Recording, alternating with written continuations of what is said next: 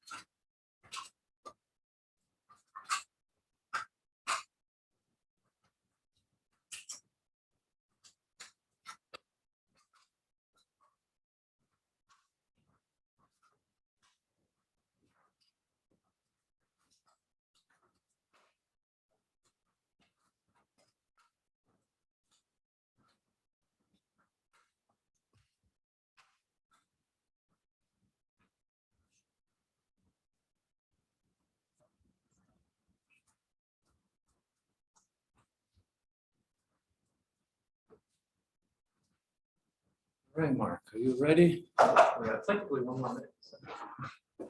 Yeah. So there.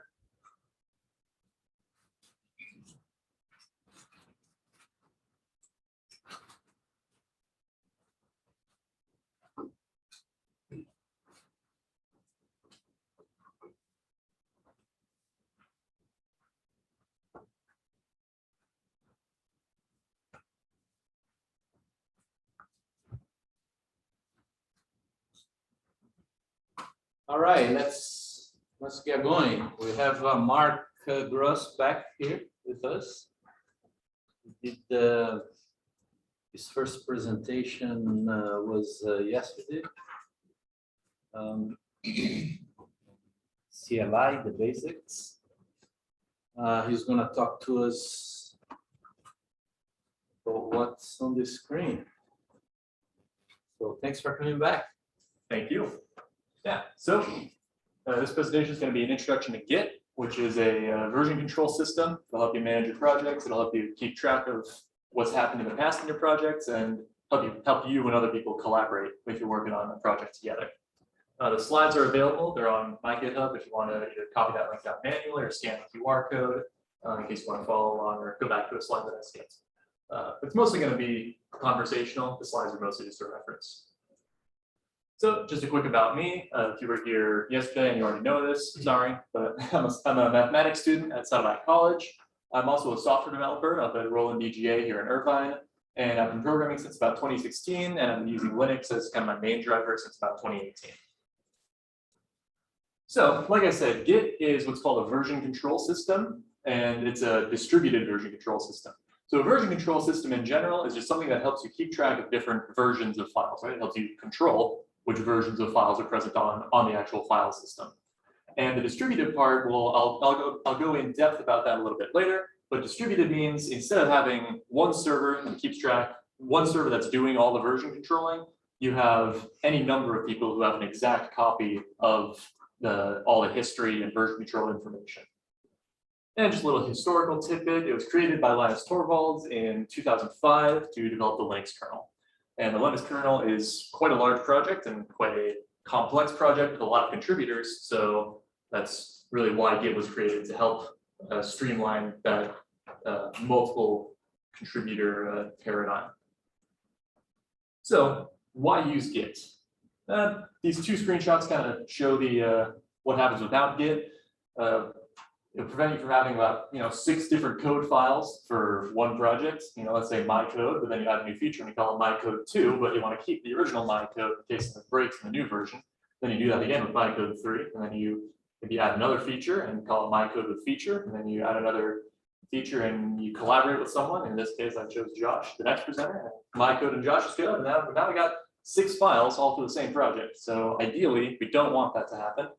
And number 2, this is one that I run into a lot, that Git helps me with, is let's say we have this block of code that we don't need right now, so we're going to comment it out. Maybe it's generating some errors or something, but we want to reference it later because we took the time to write it. We know we're going to need it later, so we don't want to delete it. So instead of commenting it out, having it take up space in the code file, Git can actually help us keep that, we can delete the file, but still have kind of a memory of it in Git.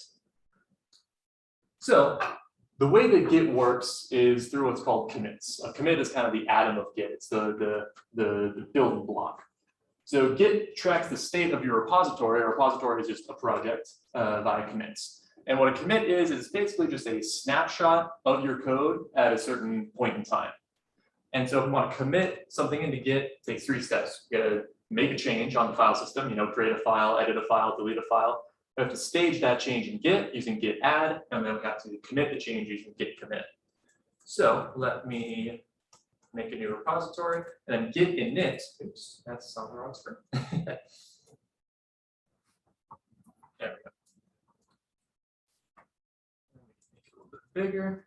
So if we go, we go into my Git directory. This is where I have all my Git repositories. So Git Init will create a new repository. So let's just call this PSML demo. And that's just a warning. I guess I should address this. There was a recent change. The default branch, we'll get into branches later, but the default branch in Git used to be called master. Now the convention is to name it main. So if you ever see the word master or main, those are just interchangeable. So that created a new repository in PSML demo. So now if we list the files in this directory, it's mostly nothing, but we also have this .git folder. And we could list the files in that folder, and all of these have a meaning. This is the actual version control information. These are the files that Git actually works based off of to tell, to keep the history of your project. I'll go into a few of these a little bit later, but most of this is going to be outside the scope of this kind of introductory presentation. So let's make our first commit. If we run Git Log now, Git Log will show us the history, the log of all the commits on this repository. So if we run it now, the current branch master does not have any commits yet, and that's true because we haven't made any commits. So let's create a file, new file.txt, and let's just write in it.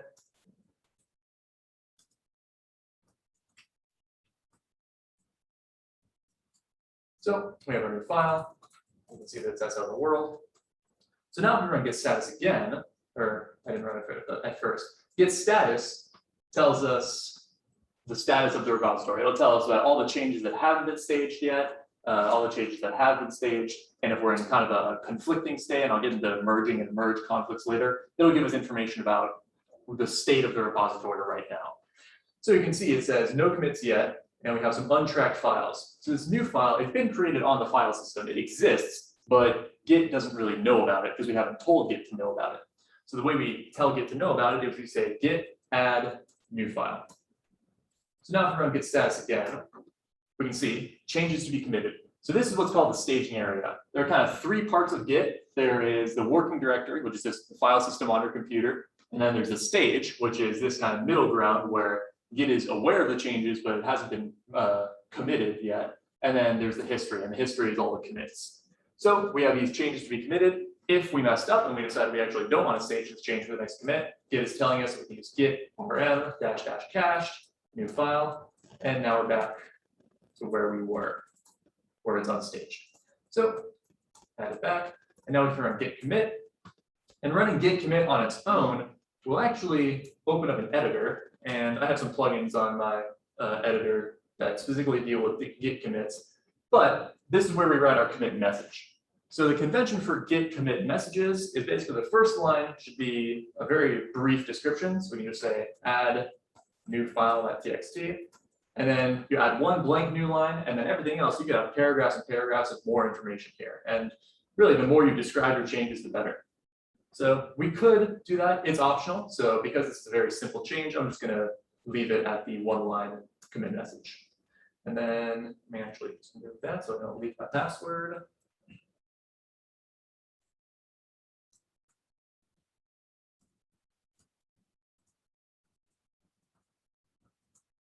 All right. So now we have added a new file, and that is our commit. So now if we run git log and git commit, after we make the commit, it'll tell us some things about what was committed. We changed one file, we had one insertion, meaning we added one new line, and then create mode 100644 new file.txt. 644 you might recognize. I don't know how in-depth Dr. Bergali went yesterday on his presentation on the file system, but you might recognize 644 as a permissions identifier in Linux. And so that's just the permissions of the file, right? It should be, I don't know that off the top of my head, but if we list the file, we can see that it is read write for the user, and then read for the group, and read for other. So that's what 644 corresponds to in Linux permissions. That's not super important, that's just a tidbit. So if we run git log now, we can see we have our one commit, and so we can just break down the lines of this. So it says commit 3 FFF, and it's got a long string of hexadecimal numbers. That's actually the git hash, and or the commit hash, and it uniquely identifies every commit. So I'm not exactly sure what it takes into account to generate that, but it'll be unique for every commit that you make in Git. And over here it says head pointing to master. We'll go over that a little bit more once we get to branches. It's got the author, which is me, and it's got the date and time that it was committed, which is right now. And then finally, it's got the commit message, add new file.txt. It's also a short form. You can have git log only put stuff on one line, because you can imagine this is how many lines? 1, 2, 3, 4, 5, 6 lines for one commit. You can imagine if you get multiple commits in a repository, and most repositories will have, at least 100 commits if it's an established project, you might want these to only be on one line. So this -- one line option will do that for you. Just a quick summary. This is the short form of the hash. And most of the time when you are referencing a commit in Git, you can pass this short form and you probably will not run into any issues. Unless the project is very large, let's say you got tens of thousands of commits, then it's possible that you might have what's called a collision, where that short form might refer to one or more commits. All right, so that's just the very basics of how we add a commit. So these are the commands I went over, Git Init. I didn't go over Git Clone. I'll go over that a little bit later when we get to remote repositories. But Git Clone is how you make a copy. Like I mentioned earlier, Git is a distributed version control system where everybody has the exact same copy of the version control information. So Git Clone is how you get a new repository that already exists from a remote server. And then Git Add, Git RM, Git Commit, and Git Log, we went over all those. So what can we do with the history? There's actually a lot you can do without going into branching or remote repositories. Just one repository with one string of commits can be very useful. We can reset the entire project to a previous state. We can reset a single file to a previous state, and we can just explore the project at any given commit. So if we go back to our example, let's make some changes to this file. Let's say instead of saying hello world, we want to say hello Mark. And then we can add it. We can commit it. Hello.txt. I don't even remember what I called it. New file.txt. All right, so now we got 2 commits, right? We got F7C and we got 3FF. So those are obviously going to be unique for every commit, like I mentioned. First one is adding a new file, next one is editing a new file. And you can see, again, kind of a teaser for later. Now this head pointing at master is up on this commit instead of this commit. And so again, that's something that we'll go into with branches. But now we have 2 commits, and so let's say we are brand new to this project and we just cloned it, and we see this new file and it says hello Mark, but we're wondering what's the history of that file? What might have it said before? Or let's say we change this file. Let's say we're doing our editing and we delete this because we don't think we need it anymore, and we save those changes to the file. At this point in time, without Git, if let's say it said something meaningful other than just 2 words, it was a meaningful piece of code, and you deleted it and you thought you didn't need it anymore. At this point, we're kind of out of luck, because the file we edited it and we saved it, and now that's gone. There's no way we can get that back. But with Git, there's this command Git Reset, or actually we can use Git Checkout. And what Git Checkout does, it does 2 things. One of them has to do with branches, and one of them has to do with files. We can actually check out a previous version of the file from the commit history.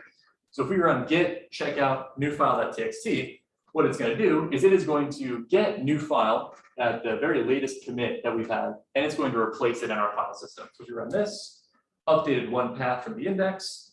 So now if we look at new file, it says hello Mark again, just like how we left it. So that is very useful if you got 1 file, you deleted something from it, and now you need it back. Or you changed something from it and you want to reset it. Basically, you've done something to the file that you now want to undo. That is where this kind of workflow comes in handy. We can also reset the entire project to a previous state. So let me make some new files. let's say new file2.txt, I spell it right. And let's say hello Josh. And we add that, commit it.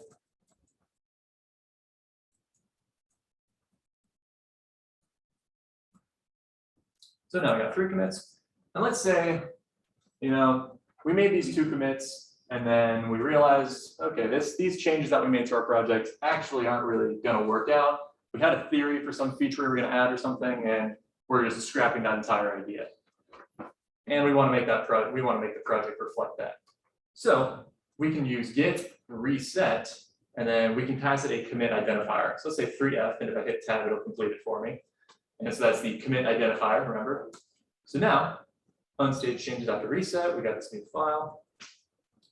So now, because we didn't Git reset on its own without the --hard option, it'll basically only reset the history. So now, if we run Git log, Git's kind of rewound to this state where we only have this one commit.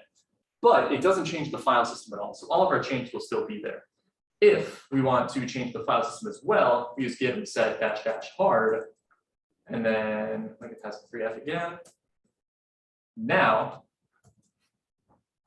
we have new file is back at emptiness. Oops, no, because I didn't pass it the full name. New file is back at hello world, like it originally was, right? We initially made it say hello world, then we made it say hello Mark. And new file 2 is still here. The reason that new file 2 wasn't gotten rid of is because we did not have it added to the repository before we reset it. So in summary, with git reset hard, it'll reset the file system and the repository back to a given commit. And git reset without passing the -hard option, it'll only reset the git index, the history. So we can reset back to 685.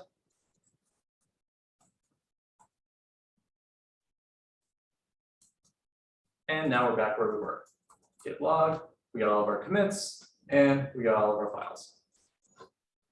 And finally, we can explore, go back to the slides, we can explore a snapshot of the project at any commit.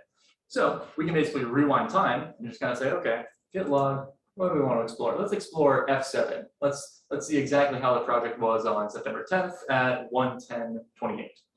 So we can git checkout that commit, right? So git checkout, I showed we can use it to check out a file. We can also use it to check out a commit. So if we run this, now if we run git log, it'll look like it looks similar to git reset, right? Where we rewound the history. But you can see head right here. It says head, but it's not pointing to master. So the master branch is on that new commit that was after F7. But right now, head represents where we are.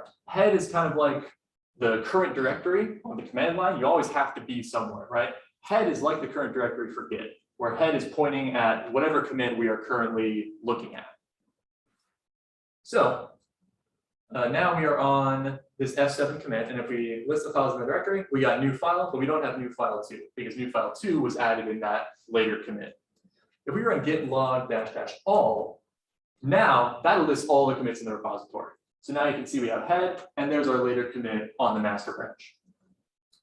So if we want to get back to the latest version, if we want to get back on the master branch, we can git checkout master. We can also say git checkout 685, but because master points to 685, it'll get us to the same spot. All right, so git checkout and git reset, we just went over those. So now let's talk about branching.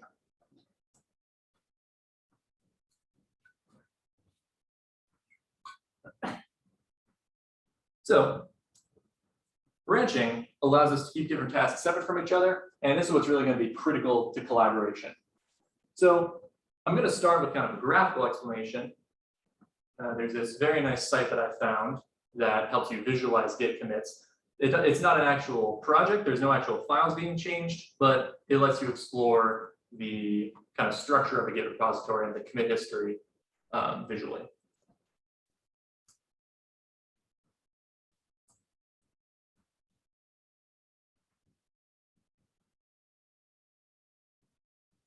All right, so here we are. You can see this is kind of just started us off with a repository where, let's see, that's probably a little bit small. Let me see if I can zoom in.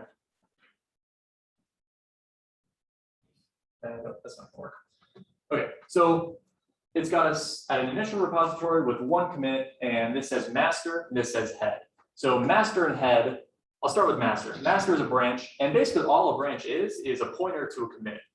So if we make another commit, it should advance master and head to that new commit that we just made. So I'm running git commit, make a new commit, and it created a commit whose parent is our previous commit, and master and head have both been moved to the new one.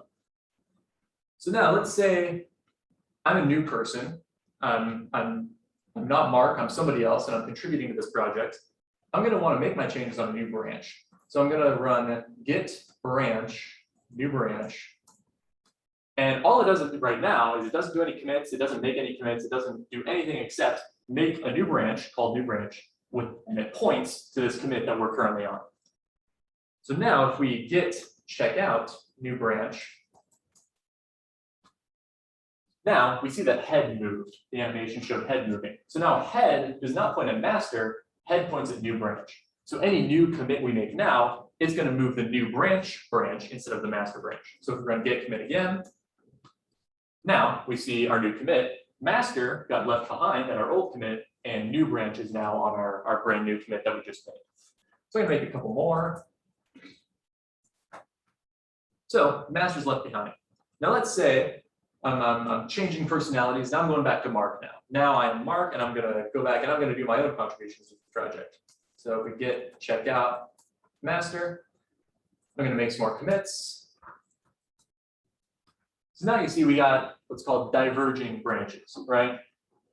At some point, if we go up the ancestry of this repository, both these branches have the same parent commit, right? But they have, each branch has different changes on it. So how do we reconcile this? The way we do it is, let me start my slides again. So the way we do that is with merging. And so merging is how we incorporate branches from two branches back into one. More formally, it incorporates changes from one branch onto another, and it kind of replays the changes made on the divergent branch on the main branch. So if we go back to our demonstration, so let me make one more commit just so it's a little bit more even visually. So now, let's say we want this new, whatever feature we were developing on the new branch, that's done, and we want to merge it back into master. So all we're going to do is we're currently on master. If we weren't, we would want to check out master again. We run git merge new branch. So now that creates this new commit that has two parents. Its first parent is the commit that we were on master, and its other parent is the one on new branch. And so we'll go over a real world example of this with actual files that have to be changed and actual changes we have to incorporate. But it's going to incorporate everything that happened on these three commits and everything that happened on these three commits into that one, it's called a merge commit. So now if we go and close that, let's go back to our repository that we made. Let's get PSML demo.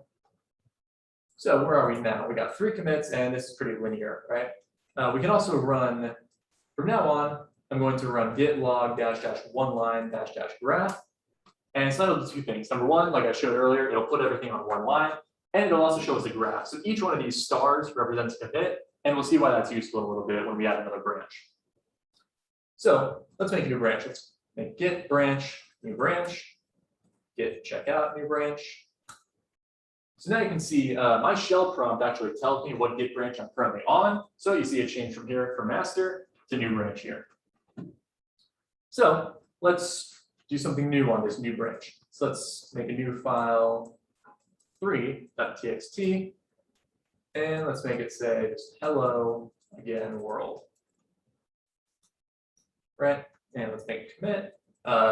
Let's see, it is a new file, so we have to add it manually first. There is a shorthand you can do, git commit -am, but that will not add new files, that'll only add changes from already tracked files. So we do have to add this one manually first. New file 3, git commit.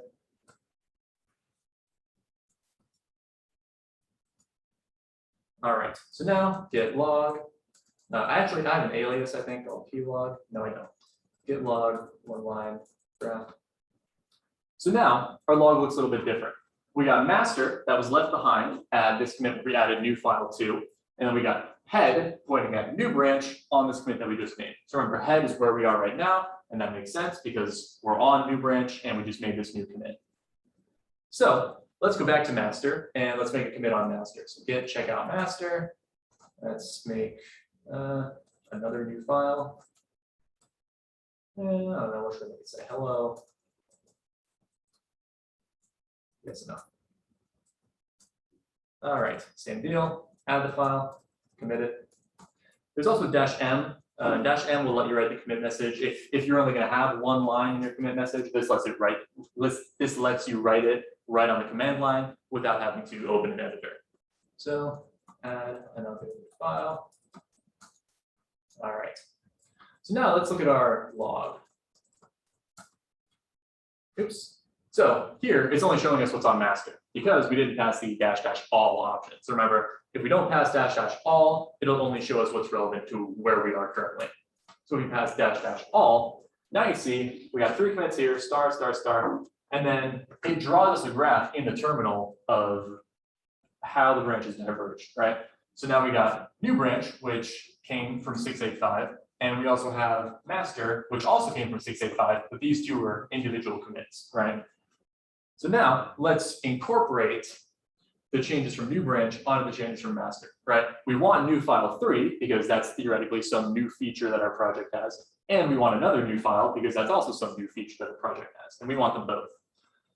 So we can, now we're on master, so we can git merge, new branch. And so it's asking me to write a commit message for this merge. And so the default one that it gives me is appropriate, merge branch, new branch, but we could change this if we wanted to. So merge made by the recursive strategy, new file 3.txt, 1+ means we added one line, one file changed, one insertion, and then create mode 100644, new file 3.txt. So what this is doing is it's kind of like when we ran git commit and it tells us everything the commit did. Git merge, it'll tell us everything that the merge did. So now if we look at our log again, you can see we started at 685, and then from there came F28 and EB3, and we merged that back into 416. Oh, right, okay. See, this is what the graph on the command line can be a little bit hard to read. This commit right here corresponds to this star. So this star is F28, this star is EB3. So both F28 and EB3 came from 685, and then we merged these two back into one, 416, where we merged that branch in, and now head is pointing at master. And now that we're done with that new branch, we can delete it. So we can write git branch -d, dash lowercase d, also works. The difference between lowercase d and uppercase d is lowercase d will only delete the branch if everything has been merged. If, say, we didn't do a merge yet and we try to delete that branch, Git's going to stop us with lowercase d, but it wouldn't with uppercase d. Okay, should give the branch name. And there we go, delete the branch. So now we just have our commit history and the branch is gone.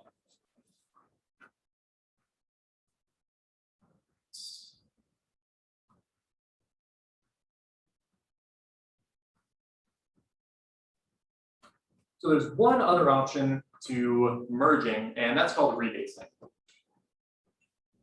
So merging, it keeps all the branches or all the commits from the one branch intact, and it makes a new commit that merges both branches together, right? If we go back to our graphical demonstration,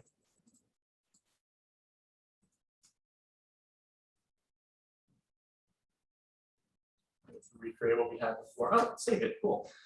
So merging, right, it keeps these 6 commits and it makes a new commit that incorporates both of them, right? It makes one new commit with 2 parents. Rebasing does something a little different. Let's see if I can just clear, I think. Yeah. Let's just delete everything we have here. So let's kind of do the same thing where let's make kind of a commit, let's make branch.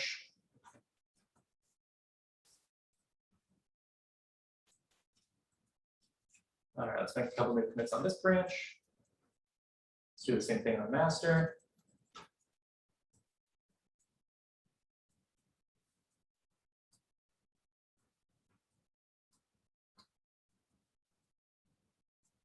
So now we're in the same spot we were before, right? We got two diverging histories, two diverging branches. So now let's say we want to, instead of having one merge commit with both with parents as both of these commits, rebasing allows us to basically just take these two commits and put them on top of master, or the other way around. So with rebasing, what we're going to do is we're going to git checkout our new branch, and the logic here, let me actually spell it right. So the logic here is kind of reversed. With merging, we want to check out the branch that we want to merge onto, and with rebasing, we want to check out the branch that we are rebasing from. So now that we are on a new branch, we can run git rebase master. So you can see what it did here is it took these two commits and it applied them right on the master. But there's a problem. Master got left behind. It's not like a merge commit where it will automatically fast forward master on that new commit. So after a rebase, I believe we actually do have to run git merge on master. So we check out the master branch, merge it up to new branch. Now, master and new branch both point at the same commit. So let's look at that on the actual file system now.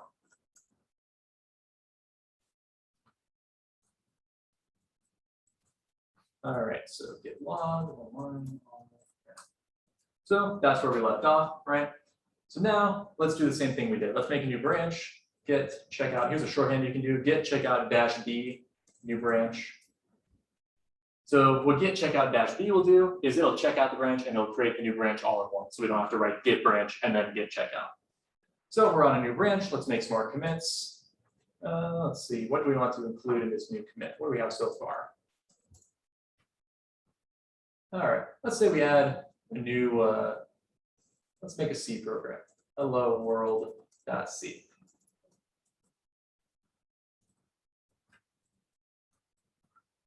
All right, so there's our C program. So we want to commit that in, so we git add hello world.c, git commit -n, add hello world program. All right. All right, so there's our new commit. So now let's make one more and let's just edit our hello world.c program. That's what do we want to do? I should make it say hello Mark. Not very creative with my examples. So let's add those changes. And so here, because we only changed the file, we can use git commit -am edit hello world program. And there we go. We didn't need to add it first. We just had a -a, and that will add it for us. So now we got our new commits. All right, perfect. We got two new commits. So let's go back to master and make two commits there.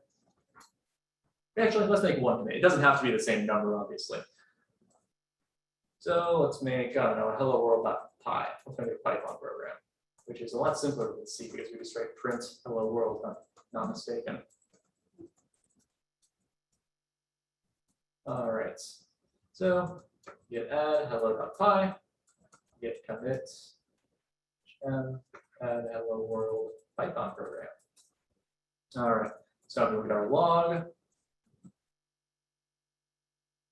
Oops, where am I? There we go. So same deal, right? We got two commits here that came from 416. Well, we got 2C that came from 416, and then B34, which came from 2C4. And then D9E came from 416 as well, right? Exactly the same thing we had before. We have two branches coming off of one commit. So now let's rebase these two commits onto master. So what we're going to do is we're going to check out the branch whose commits we want to move, right? We want to move new branches commits onto master. So we check out a new branch. Now let's git rebase. on the master. There we go, successfully rebased and updated everything. All right, so now if we look at our log, we see the same thing we saw earlier, right? We got these two new commits. They've been kind of just taken from the history and slapped on the master, but master has been left behind. So we need to go back to master and we need to merge it with new branch.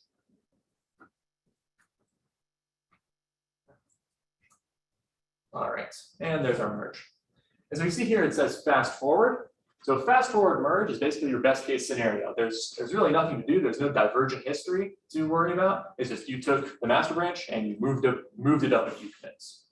So now if you look back at our graph, there we go, right? Exactly what we'd expect. Master and new branch are now in the same commit, and everything has been flattened out for us. That's the advantage of rebasing. That's why a lot of people prefer it, is that instead of having, this branch left in history, even though we deleted the actual branch, these two commits are still diverging, or this one commit is still diverging from this one, and then you see we merged it back in here. But rebasing, it keeps everything very linear and very clean. So that's why some people prefer that workflow. One other feature that rebasing has is you can do what's called squashing multiple commits into one. So let's do the same thing we did before. Let's make some new commits on new branch. So let's, oh yeah, and also I should show, right? We have both of our files here, right? We got hello.py and hello-world.c. Hello.py came from master, hello-world.c came from our new branch, and now we have both of them. So let's make some changes. Let's edit both of these. Let's edit our hello-world.c file. And let's say I want to print something else. Oh, I forgot a semicolon. Oh no. All right, printf hello again. All right, so let's add a commit, and we're just editing the hello world file.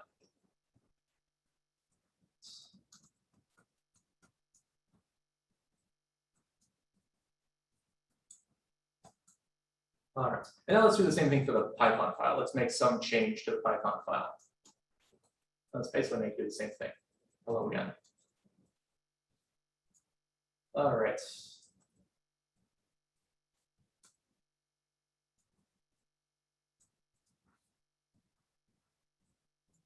Match quotes. All right, so now if we look at our log, we got edit hello world.c and edit hello.py. But really, we could kind of group these two changes into one, right? Because what did we do to both programs? We made them go from saying just hello world to saying hello world and then hello again, right? I think the C program says hello Mark and then hello again. But basically all we did to these two programs is we added a new line to print hello world after they printed whatever they printed. So really these two commits could be thought of as one. So what it's called interactive rebasing, and it lets us squash two commits into one. So let's rebase these two commits onto master. We're already on new branch. Let's get rebase. I'm going to include -i for interactive on the master. What that's going to do is it's going to open up my editor, and it's going to give me some information for what I can do. Let me zoom out a little bit.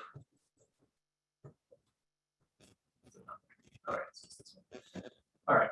So it's telling us what we're doing. We're rebasing this commit range from 2b all the way up to EB, and we're rebasing it onto 2b.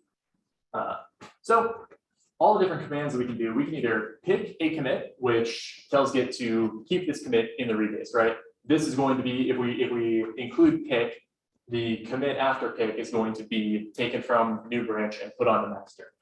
If we do R or reword, we can use that commit and edit the commit message.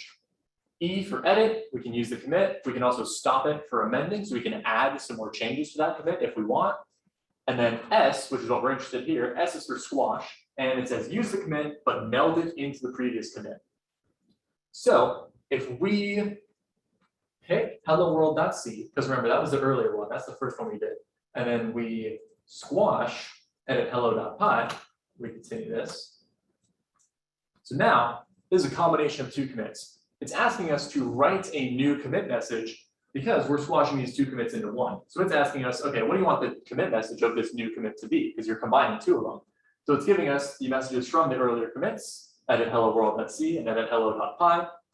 So let's write a new commit message that describes both of these changes. Let's say make both programs, or here, I'll make the short message, edit both programs. And the long message will be make both programs print hello world after printing what they were originally designed to print. All right, write that commit message. All right, so we edited both programs. That's the date of our new commit, 2 files changed, 3 insertions, 1 deletion, successfully rebased and updated everything. So now if we look at our log again, now you can see edit both programs. Our other commits are gone and they've both been squashed into this one commit. So let me just merge, let me just fast forward master onto this new branch.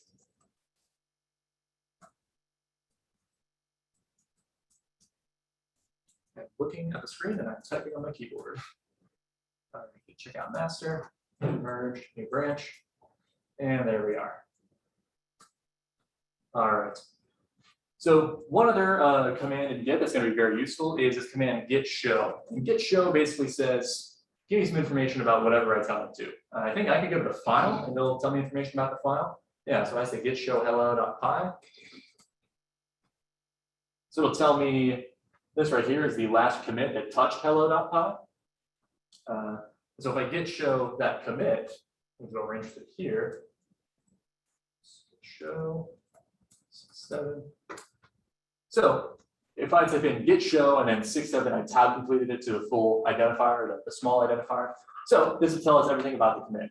Edit both programs. There's our message, and it'll show us what's called a diff. And a diff is how we tell the differences. That's where it gets its name, diff for difference.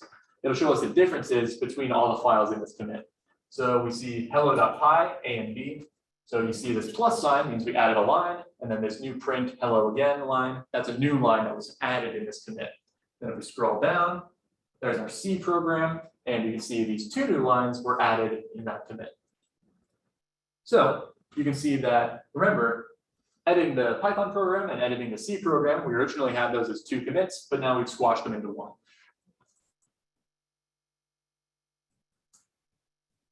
All right. So that is merging and rebasing. One thing I didn't show is what's called a merge conflict. So let's say I make some changes on new branch. Let me go back to new branch. And let's edit hello.py. And I say, okay, instead of saying hello world, I want to just say hello Mark, right, without a comma. Let's leave out the comma and make it grammatically correct. Let's make a new commit. All right, there we go. There's our new commit. Look at the log. There it is. It's back to master. And let's edit the same file. So which one was that? Hello.py. All right, and I say, okay, instead of saying hello world, I wanted to say hello Mark, but I'm grammatically correct and I include the comma, right? So now we got 2 changes on the same file, on the same line, on 2 different branches. And let me make a commit.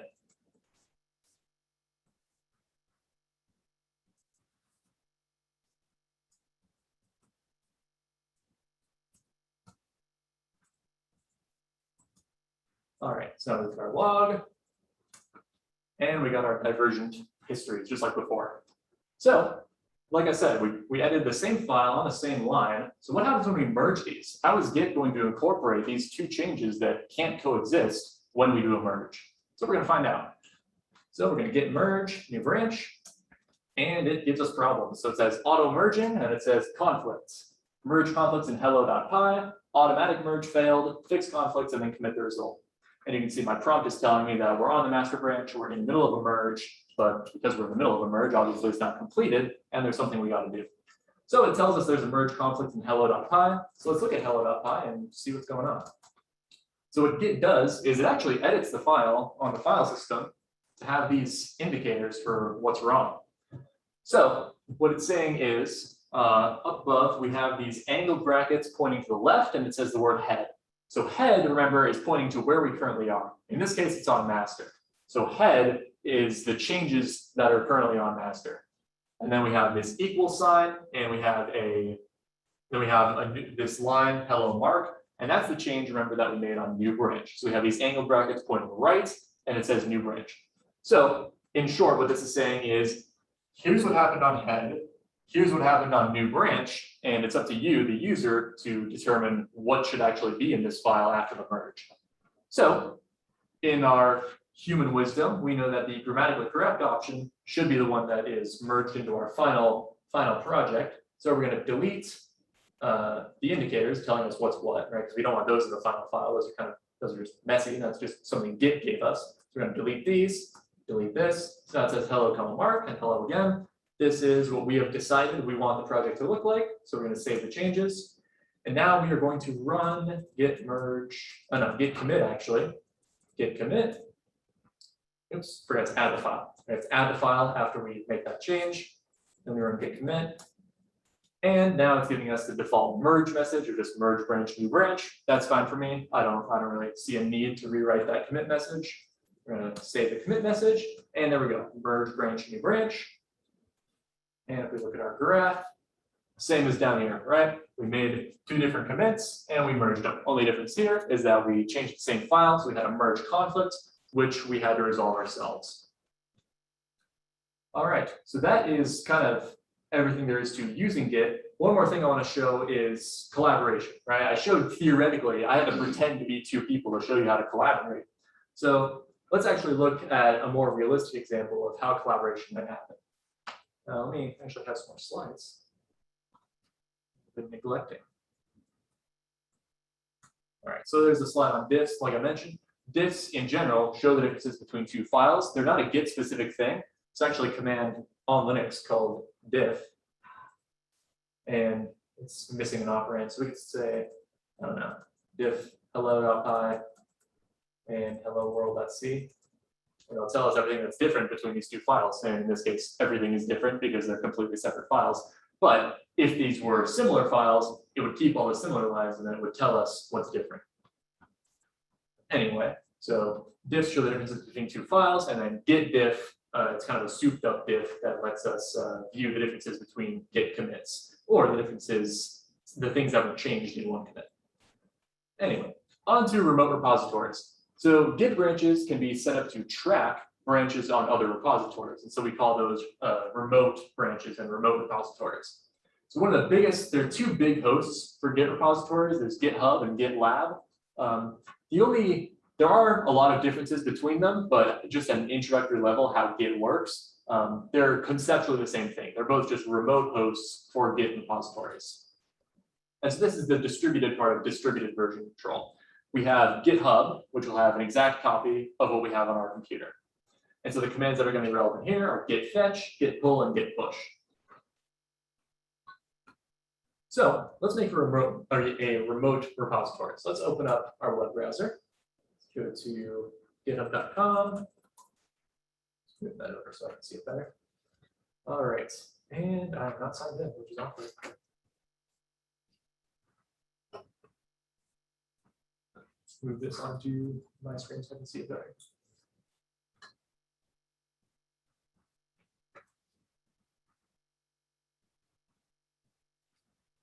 Sorry, give me one moment just to sign in here.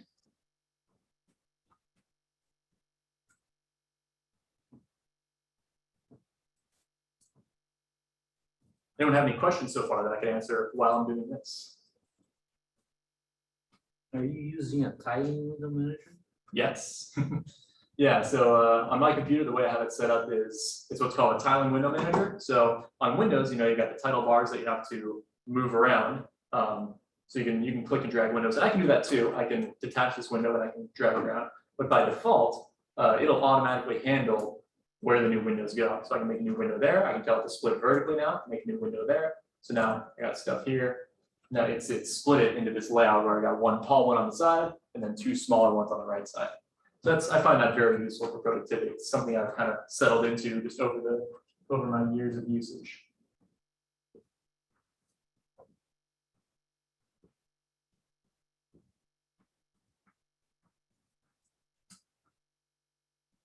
All right. So here is GitHub.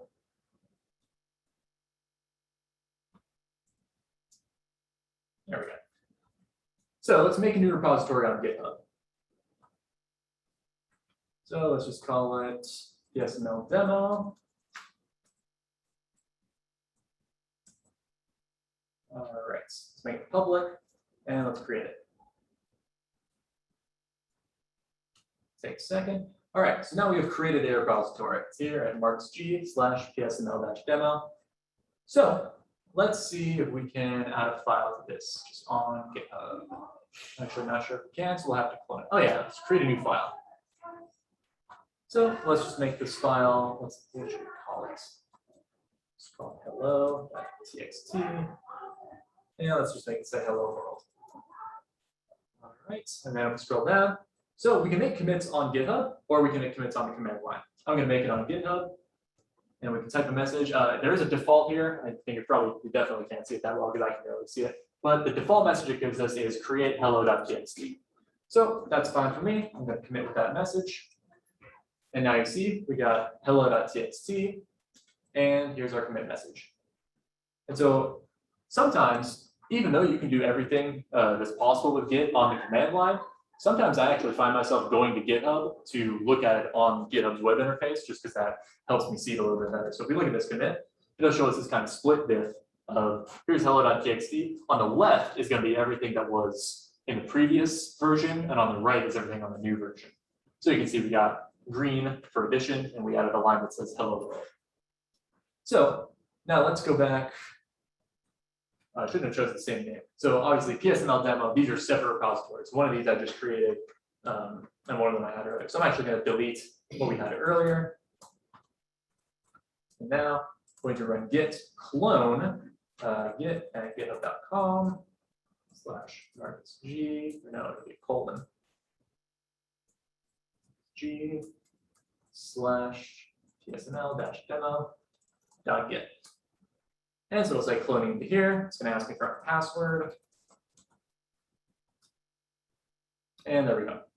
So now if we go into PSML demo, there is our file. Let me resize this. Make it a little bit easier to see. All right, so here's our file. Hello.txt. It says exactly what it says on GitHub, right? Hello world and hello world. So let's say we want to, let's see, I'm gonna pretend as if I'm somebody else. So let's say I'm making a new feature. So I'm gonna make a new branch. Let's call it feature. And I'm going to check it out.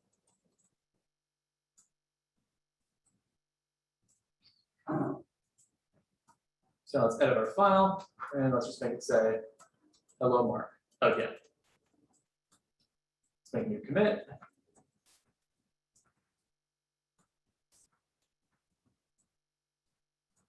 All right, so now we look at Git Log, right? Here are our two commits. We have this new commit that we've just made on our computer, but that commit actually will not be present on GitHub because we haven't synchronized, we haven't pushed our changes up there. So it's too small. So hello.txt, you can say it was still edited 2 minutes ago, and it still only says hello world. So what we're going to have to do is what's called pushing up to the new repository. So first thing I want to do, it's actually, yeah, so we're going to push it up, and we're going to set up this feature branch on our local computer to track a new feature branch on GitHub. So what we're going to do is we're going to git push-u origin feature. And so what this is doing is -u is telling us where to set up, or what remote branch our feature branch should track. So origin is the name of the remote repository. In this case, it's GitHub, but by default, it calls it origin. And then feature is the name of the branch that it tracks on GitHub. And so we could call it anything we want. Just for the sake of demonstration, let's call it new feature, just to show that the names can in fact be different. All right. Or maybe we can't. Oh, or possibly, let me see. Okay, it does have to match li. So we can push it up and it'll create a new branch on GitHub called feature. So now, if we go back to GitHub, you can see this main, if we click on it, those are our two branches, right? Main and feature. So if we're on main, this is essentially the equivalent of checking it out locally. So you can see hello.txt was edited 4 minutes ago on main, but if we go to feature, then if we look at it, hello.txt was edited 2 minutes ago. So that's the change that we more recently did. We also have this box that says this branch is 1 commit ahead of main. So that corresponds to our log, right? Where it's 1 commit ahead, right?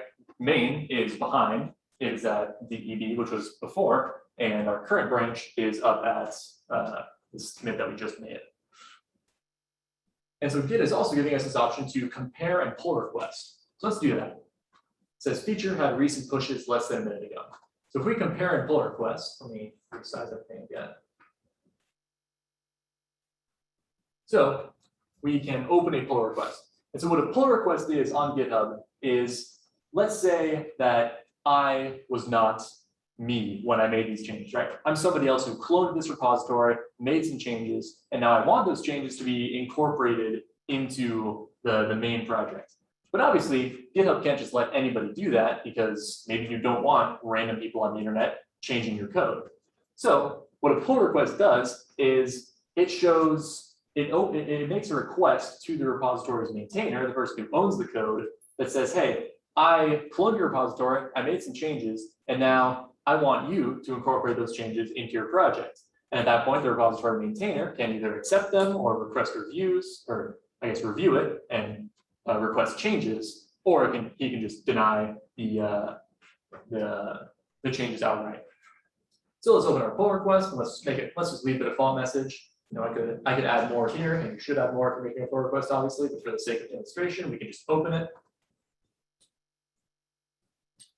All right, so now we've opened our pull request. You can see in our pull request tab right here, there's one, edit hello.txt. And so it'll show us, right here is the conversation, right? Here is where you can add comments. The maintainer might talk to you, ask you to do stuff. And then there's also the commit history. So you can see I opened it with this one commit to add a new comment and said, change something. Right, I tell the person who opened this pull request to change something. I can comment that. So now we see we opened it, there was a commit, and then the maintainer told us to change something.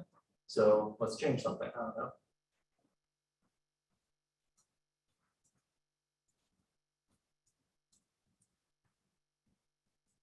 Okay. Let's make a new commit.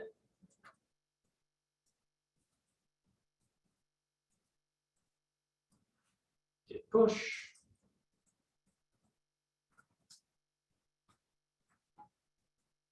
So now you can see on GitHub it automatically updated. So this tracks the history of the pull request. It was opened, and then we were told to change something, and then we changed something. So now let's say I'm the maintainer, and I'm okay with these changes now, and I want to merge it. So I can look at merge pull request. All right, pull request successfully merged and closed. So now if we go back to the code, we can look at hello.txt. It was changed, was that 32 seconds ago? And it has our new changes. Not only does it say hello Mark, but it also says I changed something, because that's what we requested to change, right? But same deal, right? When we made our changes locally, they weren't just automatically on GitHub. Now that we've made a change on GitHub that is merging these two branches, it's not going to automatically appear on our local.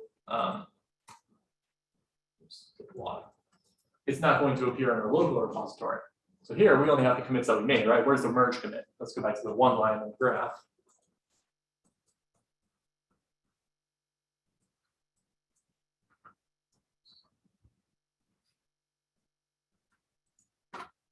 All right, this is exactly how we left it. So what we want to do is Git Fetch. And what Git Fetch will do is it will download everything that we currently don't have from the GitHub or from the remote repository. It won't change anything about the history. It won't add those actual merges or anything on our local repository, but it'll download all of the remote branches and such. All right, so now if we look at our graph again after fetching, now you can see we have these two commits that we had on our branch on our local machine. And now we see that origin main, it was at here, right? It was at main before. If you look right at the top of the screen, it was at DEB, But now that we've fetched it, it knows, okay, origin main has moved now on GitHub, and now it's at 5p.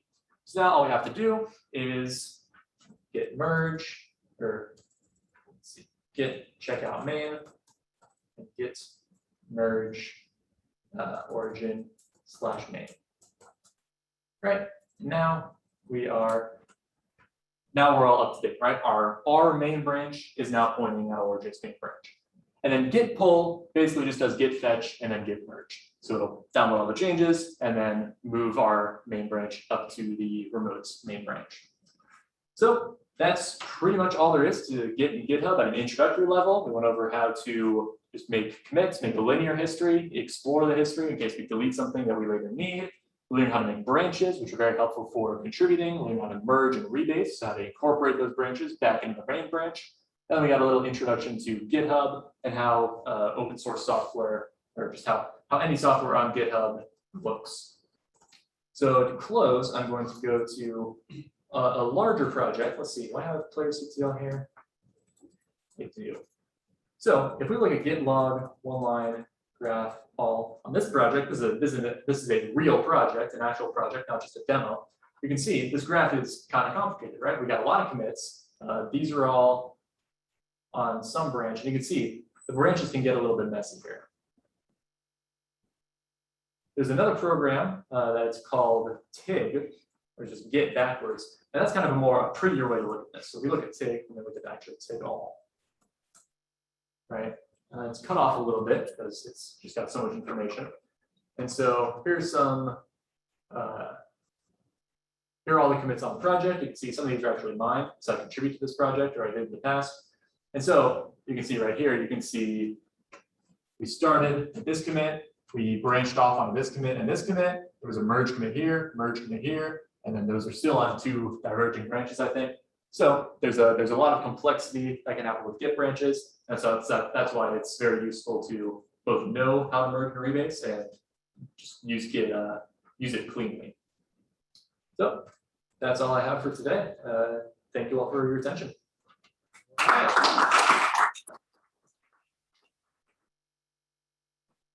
Very nice, thank you.